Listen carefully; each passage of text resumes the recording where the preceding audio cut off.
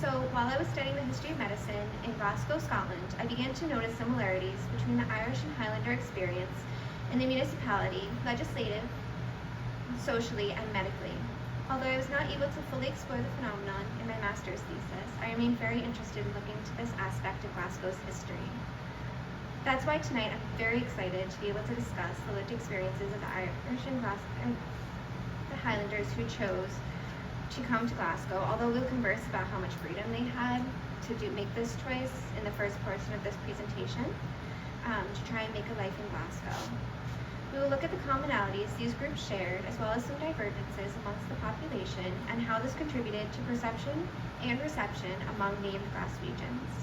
Finally, we will analyze their socioeconomic position, living conditions, and how the disease, typhus, may have helped or hindered the working class Irish and Highlanders.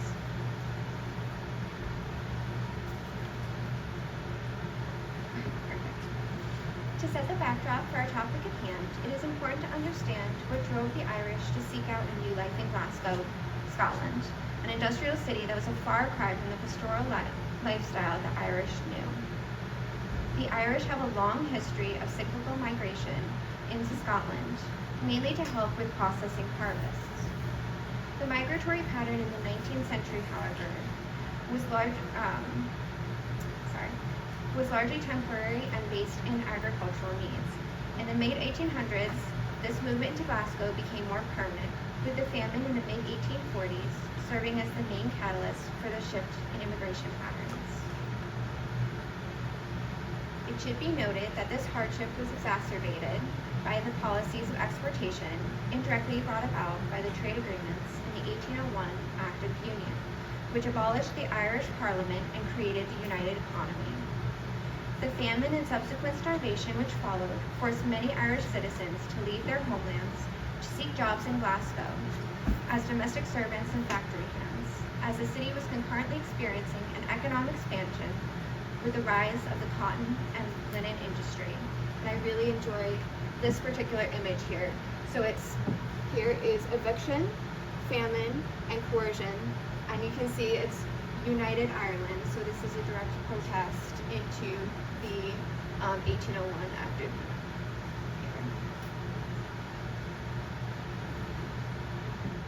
So unlike the Irish, Highlanders did not have much of an experienced migration pattern into the Central Belt throughout the early history. Like the Irish, however, the Highlanders experienced a concurrent potato famine which occurred in the 1840s. It should be noted that this was particularly devastating in the Scottish Highlands, a region known for its being plagued by its lack of arable land. It is believed that the same water mold which initiated the Irish potato famine and Amosite Phytophthora infestans caused the Highland famines as well. So the theory that backguano imported from South America or Central Mexico tends to highlight the transmission of the pathogen rather than the source.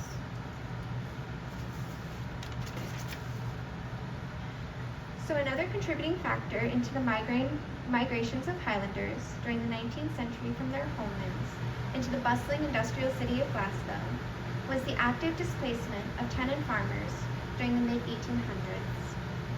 The rise of sheep farming, which occurred during this time, forced many families to leave their home and travel south to Glasgow. Similar to the Irish experience, the Highland clearances could be indirectly attributed to the 1707 Act of Union, which established the United Kingdom and created an economic agreement between England and Scotland. The act was highly unpopular with the Highlanders and created a northern-southern divide in Scotland by the mid-1800s, where the Northern clans resisted the southern attempts to diminish or completely erase their clan culture in favor of modern or progressive culture of the United Kingdom, in particular England. The Highland clearances and displacement of clans during the mid-19th century were a symptom of a greater movement to redefine the Scottish nation during this time, one that is regarded today as a highly controversial period in Scottish history, greatly regarded unfavorably. The displaced Highlanders, like the Irish, turned their sights to Glasgow in hopes of creating a new life in the city.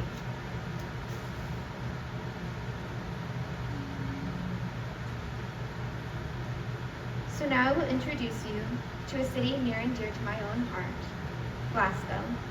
For most of its early history, Glasgow was known as a small rural town known for its cathedral and university.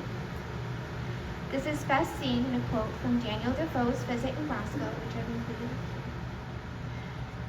in 1707, where he was looking to support the passage of the 1707 Act of Union. This quote was published in a report entitled "A Tour Through the Whole Island of Great Britain," and it reads, "Glasgow is, indeed, a fine city. The four principal streets are the fairest for breadth, and the finest built that I have ever seen in one city together. In a word, 'tis the cleanest and most beautifulest, and best city in Britain, London excepted." So you can see here, it was highly pastoral, with the cathedral overarching. Glasgow actually stands for the Dear Green Place, and up until the Industrial Revolution, this was true. So this perception of the city was a misnomer, as it would all change with the passage of the very act Defoe was supporting during his ride through Glasgow.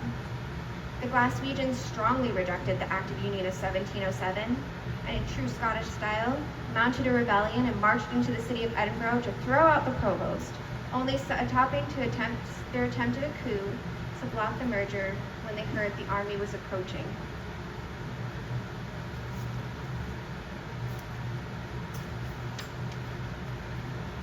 For the first several decades after the legislation passed, Glasgow prospered under the economic agreements of the Union between Scotland and England, as it opened trade to the colonies of the Empire, including the American colonies, and the economic opportunities that were found in the tobacco trade. Glasgow became a primary port city in Britain to America because of its proximity, and profited immensely through trade of tobacco products throughout the 18th century, until the advent of the American Revolution that halted this trade almost immediately. Fortunately, the tobacco trade was largely relegated to a monopoly, so the ripples of this economic loss was not felt widely throughout the city. The fall of tobacco gave rise to a new industry in the city, the cotton and linen trade, which was aided by Eli Whitney's cotton gin, patented in 1794, and the power loom by Edmund Cartwright in 1785, later redesigned and improved by Richard Arkwright.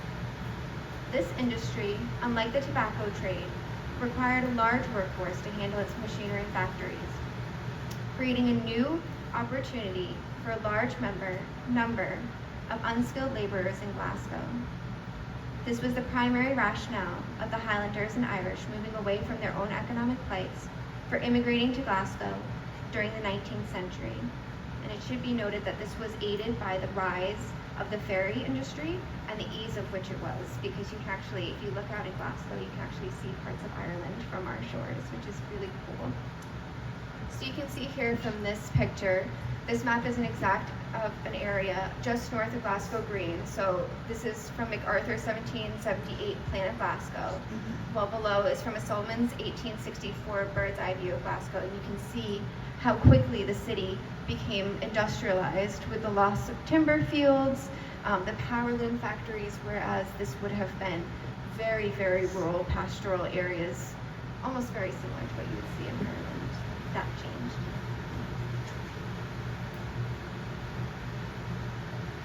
By 1821, Glasgow had surpassed Edinburgh as Scotland's main population centre, when the number of inhabitants in Glasgow reached over 147 and 43 residents, which exceeded Edinburgh's population of 138,235 inhabitants.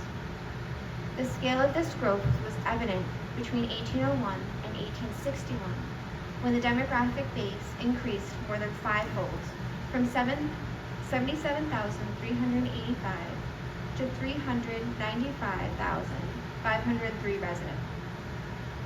This influx of immigrants into the city did not result in a great expansion of the city's limits. Most movement in the city consisted of an outward movement of the upper artisan class towards the outskirts of the city to avoid the increasingly crowded and polluted city center.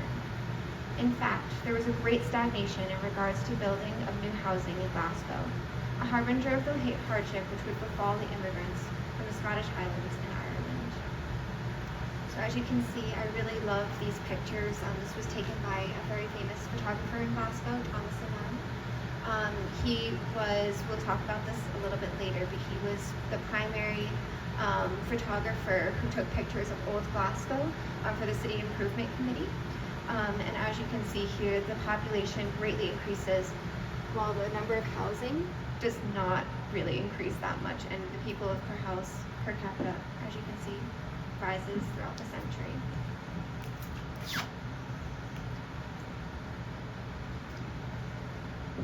So the rapidity and number of Irish and Highlanders moving into the city contributed a great deal to this growth and subsequent housing, economic, and public health crisis Glasgow experienced in the mid to late 1800s. By 1848, it was estimated that around 1,000 Irish came into Glasgow every week. By 1851, the Irish made up 18.2% of the city's population, in a time where the average Irish population in Scotland was 7.2%. The Highland and Irish immigrants, forced from their homes, tended to congregate in the poorest slums of Glasgow's city centre. For these working-class settlers, there were typically 3 different categories of housing.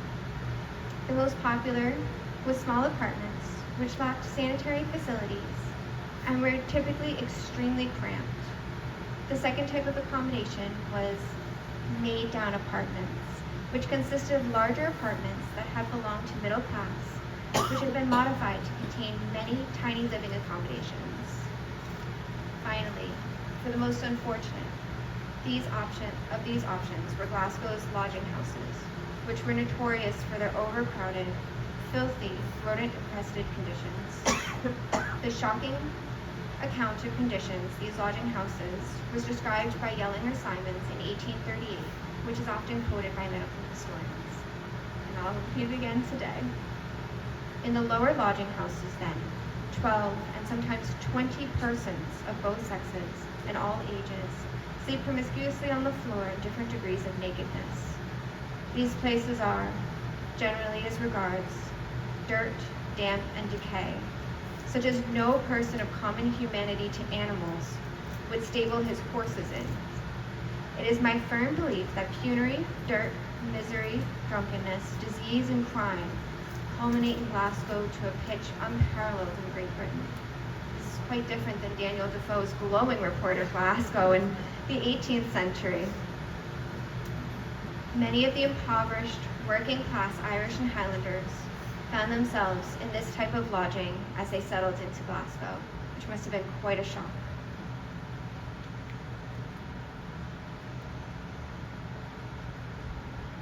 Within the city, a number of Highlanders resided in the western textile community of Anderson, while there was also a relatively high proportion in Broomielaw, on the northern banks of the River Clyde, where men were employed as transport workers. The Irish were prominent on the east end and in the northern districts of Calton and Carngrad, where Thrush Grove was located. Many more found themselves within the confines of Glasgow city centre, the worst area of destitution, disease, and death. So this is a wonderful map by John Bartholomew, who was born in 1831 in Edinburgh. He moved to England to learn map making. He came from a family of map makers. He went to England to study, and then came back to Scotland, and he was widely regarded for his maps. He was very high in demand because of this wonderful topography he gives us. So I'll point out where the Highlanders and the Irish would have resided. So they would have been right here for the Highlanders. They would have concentrated in the city center, and then over here you would have found all of your Irish.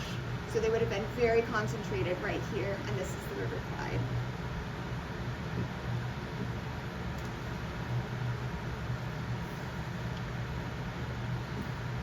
So the Highlanders and Irish, beyond their shared experiences of famine and hardship, tended to share some commonalities which brought them together, namely language.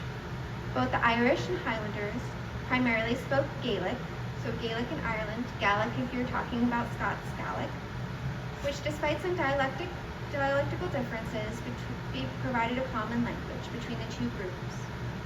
As English was the common language spoken in Glasgow among natives and the upper middle classes, this created an invisible but immutable obstacle for the Irish and Highlanders. For this reason, it was not uncommon to have entire neighborhoods in Glasgow which did not speak any English. This was actually something that I came across a lot in my research. When physicians used to go in to treat patients, they used to actually have to bring in a translator who would then translate the symptoms and the treatments for the physicians as they went into these crowded parts that Gaelic was the common language spoken. Another similarity between these two groups of migrants was religion. The majority of Highlanders and Irish settlers in Glasgow were Catholics. This did not mean that they saw eye to eye, however. Scottish priests would complain that the superstitious practices of the Irish and their more rowdy behavior in church. The Irish, on the other hand, felt that the Scottish Catholics were little different than Scottish Protestants, as the Scottish Catholics strongly disagreed with the continental European-style devotions, religious imagery, and ornate ceremonials. The disdain and polarization between the groups began to build in the 1820s and 30s, persisting into the 1860s and ultimately resulting in a crisis in the Catholic Church in Scotland. In this regard, even the shared solidarity of the working class experience could not bring these two groups to cooperate or assimilate in the church, a place which would provide great comfort and cooperation and a sense of community between these two groups. So we do see some differences here. So I'd like to make a note before we transition into the next part of this presentation that we've set a scene here of a bustling industrial city, ill-equipped to handle this unprecedented growth in population, a housing crisis already full in effect by the 1830s, an impoverished, formerly highly rural population driven from their homeland, seeking to survive in Glasgow. The upper-class Glaswegians, who almost had a complete monopoly of power within the town council, moving away to the outskirts of the city.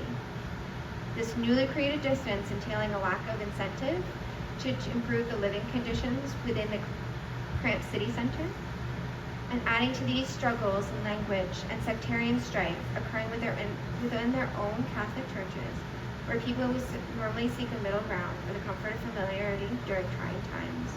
This will provide the scaffolding for the events which we're about to unfold. So I really enjoy this quote by Anne Hardy. There were 4 horsemen of the apocalypse: war, famine, disease, and death. A historic association which has continued into modern times. For most of history, the disease most commonly linked with this awful partnership has been typhus.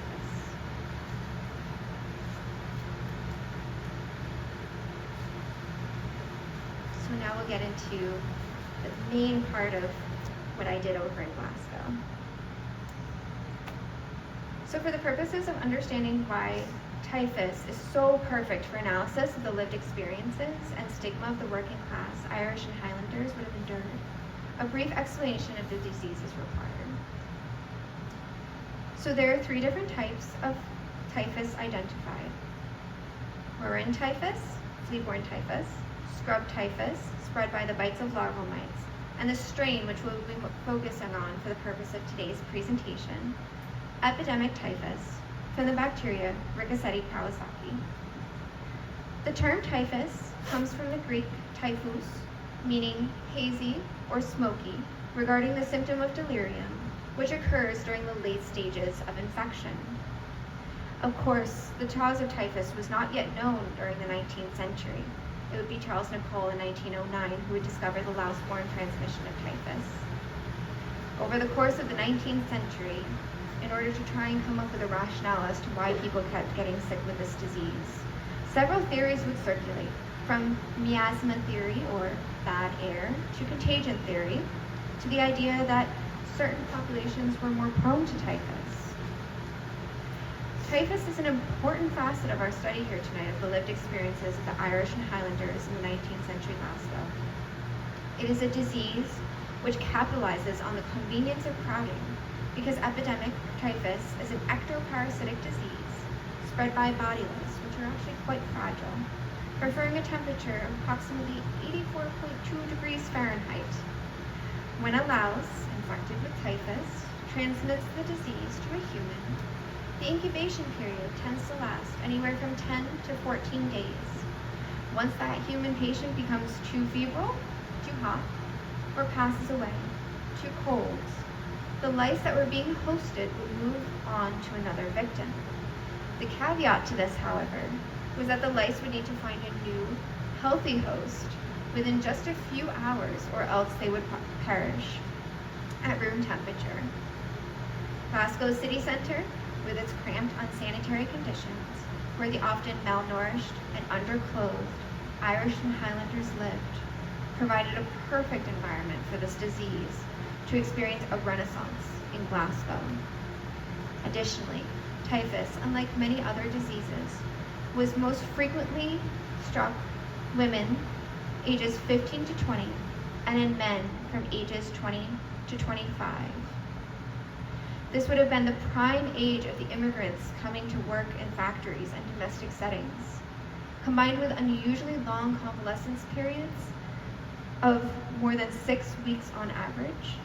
For those who survived typhus, it often meant a loss of greatly needed wages and jobs, further destabilizing their living situations. For employers, it meant a loss in productivity and increased attrition among their workforce. Thus, we can view typhus as a disease which greatly affected the economy and workforce the Highlanders and Irish would have been entering when they arrived in Glasgow during the mid-1800s.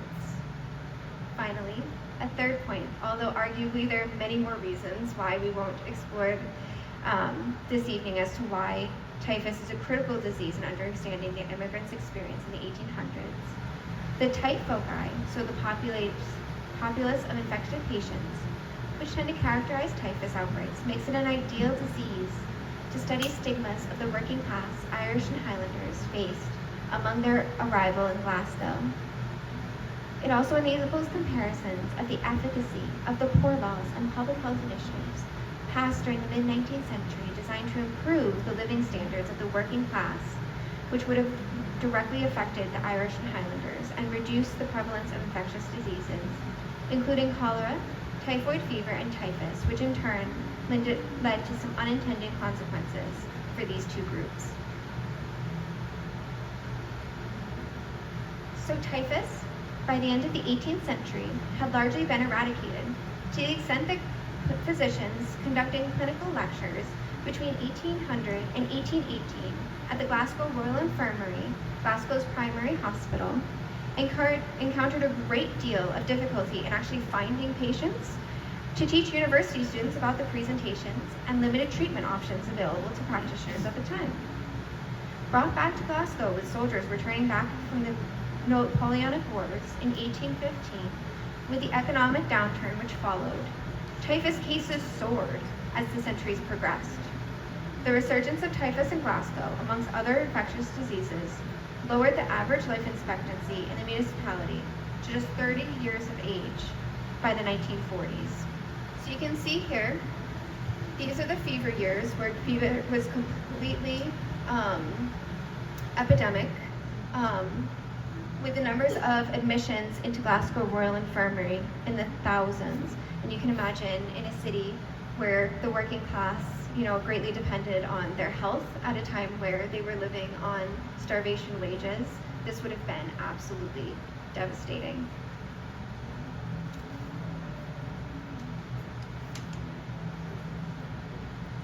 This is Glasgow Royal Infirmary, by the way. Physicians in Glasgow were concerned at this sharp rise in typhus and began to compare their situation to that in Ireland, where typhus had been a consistent endemic disease in a nation plagued with hardship, economic hardship, and periodic famines.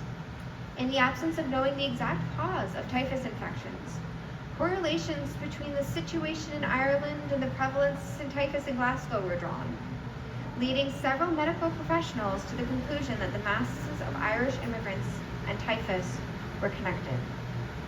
An example of this can be found in the work of Dr. Richard Miller, who had succeeded Robert Cleghorn as the lecturer of Materia Medica at the University of Glasgow in 1791. He later became the first Regius Professor of Materia Medica at the University in 1831. Besides his established tenure with the university academic career, he served 4 non-consecutive terms as the president of the prestigious Royal College of Physicians and Surgeons of Glasgow, where he would become well acquainted with typhus and give lectures on the disease to students. Thus, he was a particularly well-known person who lectured and wrote on this disease. In a particularly revealing moment of attribution, there we go, during a lecture in the midst of the 1831-1832 typhus epidemic, Miller stated that typhus, then referred to as fever, might not inaptly be termed the poor man's disease.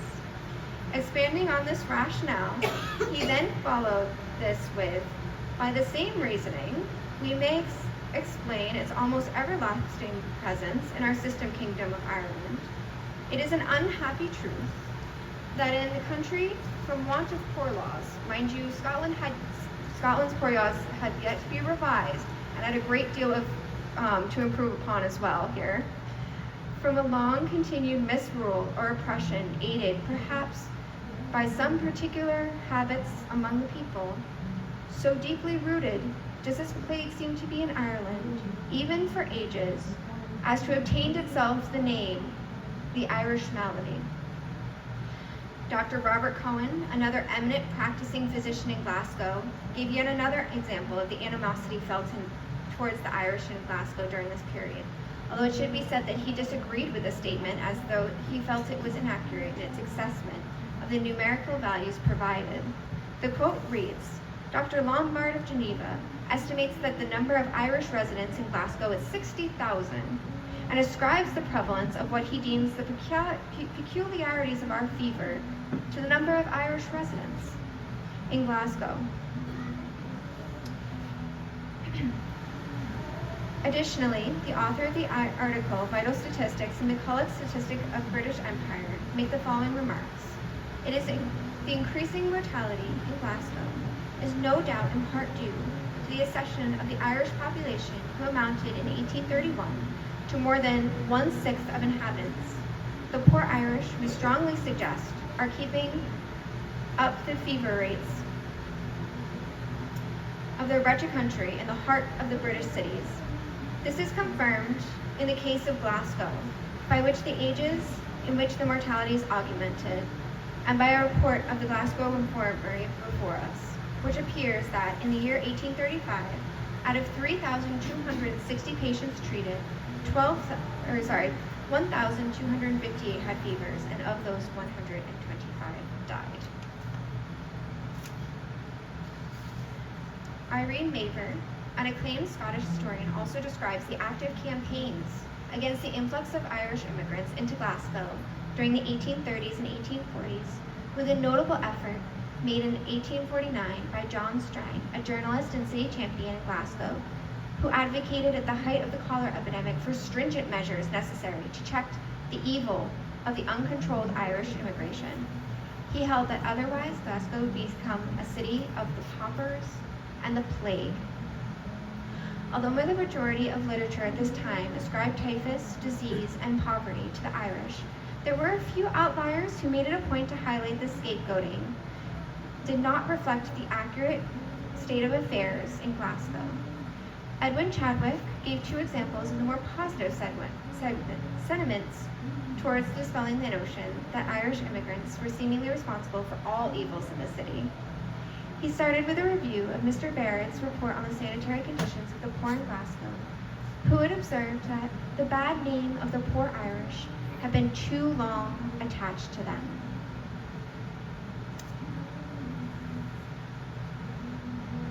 Dr. Robert Cohen of Glasgow was Chadwick's next example with a statement, from ample opportunities of observation, they appeared to him to exhibit much less of the squalid misery and addiction to the use of art and spirits than the Scotch Highlanders of the same grade. Instances, indeed, were stated to us where the Irish were preferred for the employment for their superior steadiness and docility. As you can see from just a small example of medical literature published in the 1830s and 1840s, the Irish encountered a great deal of blame for the reintroduction and escalation of typhus in Glasgow, with concerted efforts to slow their arrival into the city. Unlike the Irish, the Highlanders, historically, do not appear to have as many direct correlations drawn between their heritage and typhus, or disease more broadly, although it should be noted that this is based on a study of medical literature. The Highlanders, however, did not escape the reputation for enjoying their drink. And while doing this research in preparation for this presentation, I came across an excerpt from historian Jim McLaughlin that I felt encapsulated the sentiment very articulately. It reads, "The Manchian view of Britain, which this perception of itself fostered, portrayed it as a country of civilized insiders, invaded by hordes of fearful and alien outsiders."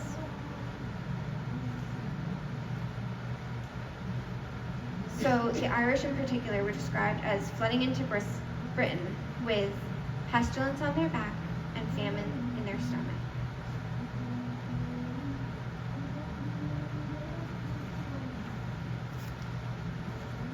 So until the 1860s, Glasgow's policies towards typhus were characterized by a highly laissez-faire policy, which did little to improve the hospital infrastructure, which was consistently being overwhelmed by working-class typhus patients seeking treatment. Temporary measures, such as the construction of fever sheds, were implemented during the first half of the century. However, there were notably very little motivation amongst the members of the town council. Again, they're on the outskirts of the city and they are in positions of power and wealth, such as to address the true public health crisis that typhus presented. This was a source of much consternation between the Glaswegian physicians who served on the front lines of the hospital wards during the epidemics and who would prove to be the primary advocates for the advancements of policy to aid the impoverished Irish and Highlander community. Eventually, with the rise of typhus, mortality, and stigma towards the marginalized Highlanders and Irish in Glasgow, and the sharp decline of living standards in the city, legislators were forced to confront the issue, leading to several comprehensive prophylactic public health measures being passed in the late 1800s.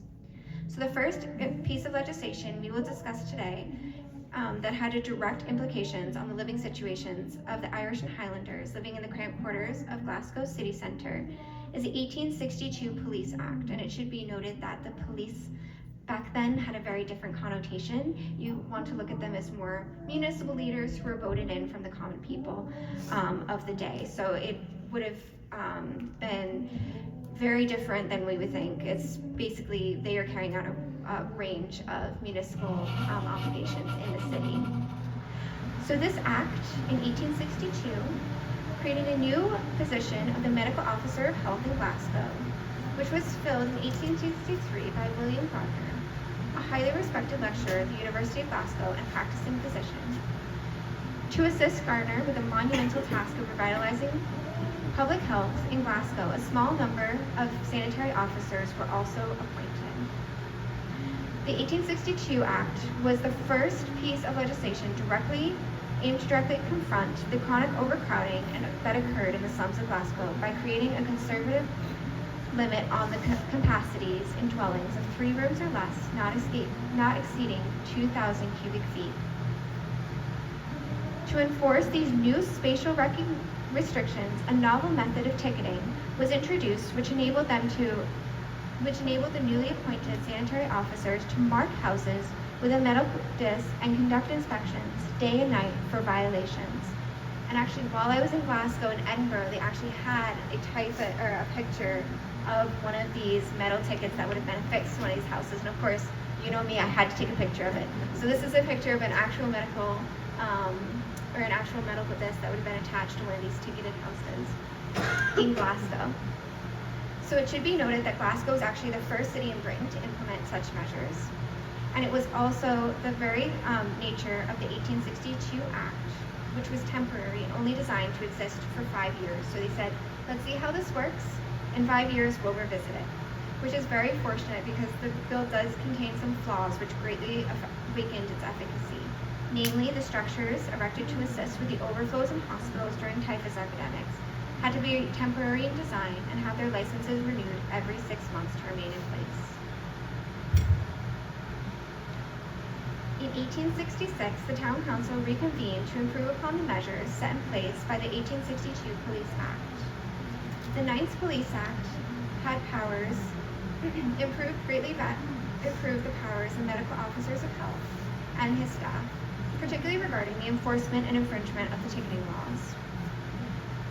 So, most notably, it mandated the compulsory removal of typhus and fever patients from lodging houses into hospitals, and enabled the permanent erection of hospitals and washing houses, greatly improving the accommodations available to the working class typhus patients, and providing preventative measures of disease from expanding access to greatly limiting the disease and expanding access to sanitation across the city.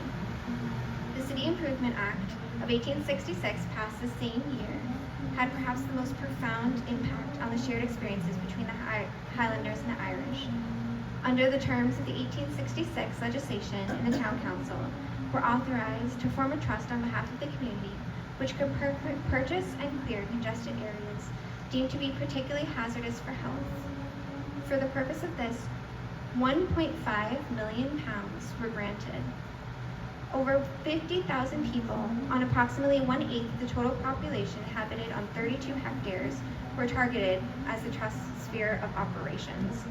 This would have largely consisted of our Irish and Highland migrants. So, at this time, they basically started destroying these lodging houses, found to be unsanitary and unsuitable for life and welfare. They also started restricting the selling of or transfer of goods from infected housing to other parties. This was key, as many laborers infected with typhus were forced to sell their infected, louse-ridden goods to sustain themselves from infection, leading to the promulgation of many other typhus cases. This greatly reduced the prevalence of second-hand markets, such as the infamous second-hand market on Shipbank Lane, with a telling name, Paradis Market, on Shipbank Lane.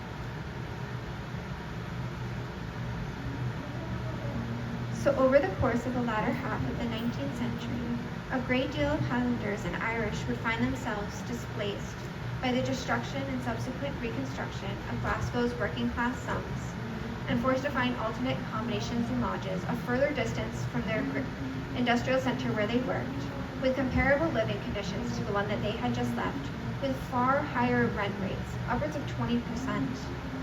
The city's improvement trust work in the city center ultimately did very little to solve the housing crisis they faced, as the focus was intent on creating houses for upper middle class Glaswegians and widening the streets in Parisian styles, an ode to the miasma theory and the introduction of clean health flow, and creating a new railroad to assist in transportation to and from the cities. The municipal improvements, however, did eventually lead to the eventual eradication of typhus in Glasgow, which was hailed, rightly so, as a great triumph in public health in the 19th century. However, with this triumph were displaced, once again, Irish and Highlanders, who still lived in abject poverty, merely shifted beyond the scope of the observations of the Trust Improvement Scheme, showing that although the curve was indeed perfect in the eradication of typhus, stigma continued to plague these populations until germ theory was firmly established, leaving no doubt of the transmission of disease. Today, Glasgow's redesigned city center remains a beautiful spot in the city. I remember walking down through its streets, admiring the architecture, and if you know this history behind this beautiful facade, however, It is worth taking a moment to stop and remember the true struggles of the Highlanders and Irish, who showed remarkable resilience in carving out a new life for themselves, while facing hardship, disease, and displacement over and over again in order to survive. And with that, thank you for your time this evening.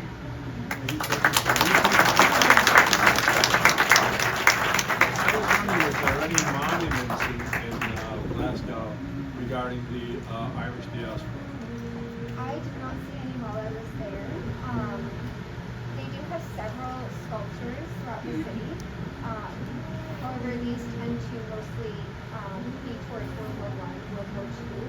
I did not see any while I was in there, but now I'll be curious to go look. Are there any other questions?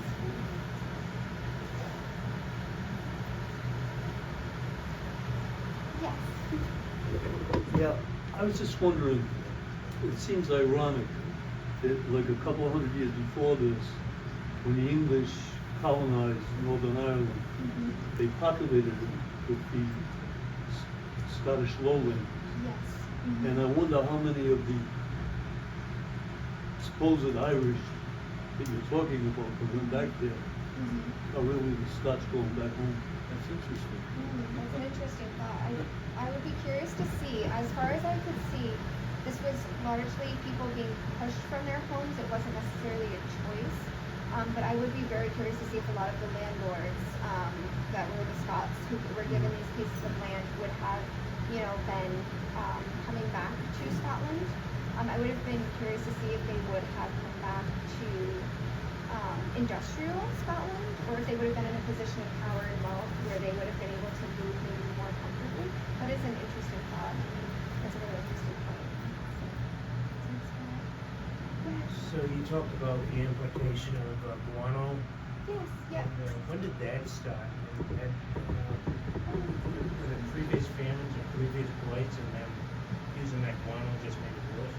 Oh, that's a good question. So I know that it had been, yeah. Oh, sorry.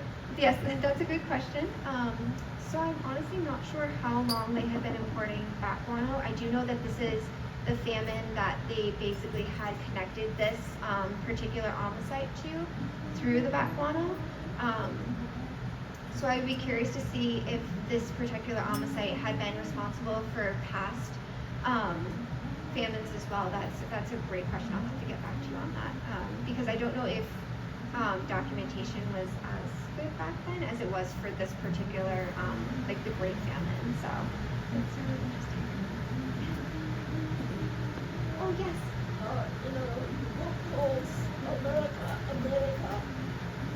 that talks about the importance of the Latin American countries in the development of the United States and support of Europe and especially Britain.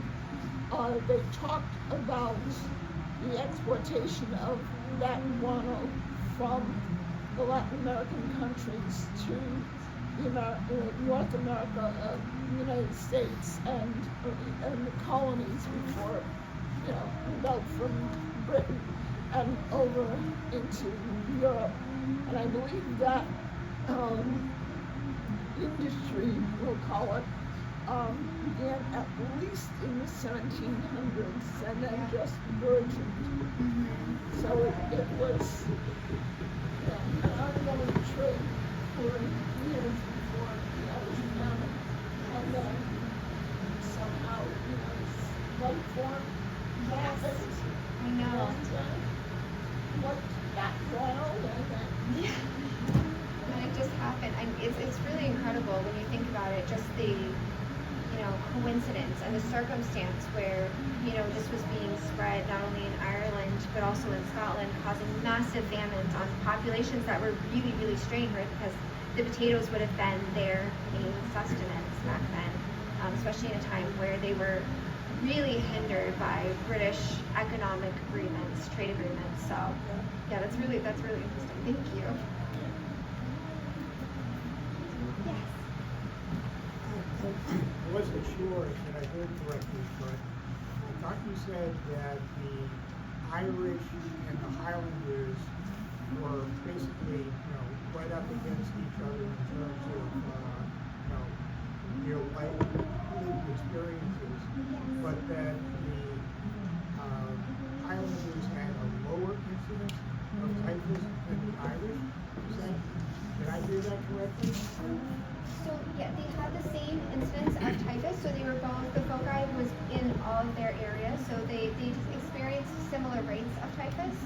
It's just, however, they experienced less stigma when it came to typhus.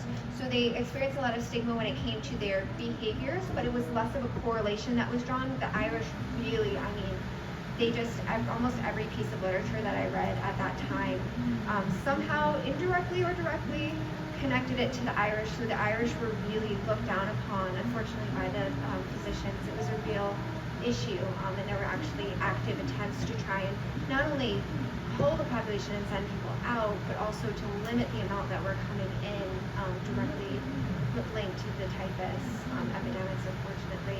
But we do see a little bit less of reticence or stigma against Highlanders, and I'm not sure if that's just because of, the way that they came in, or the fact that they were also all Scottish.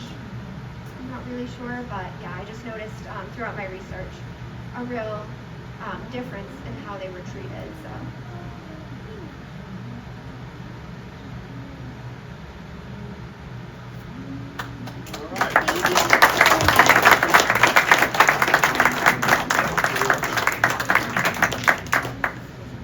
Okay, that was a fact-filled presentation. I'm glad there's not a test, that's for sure.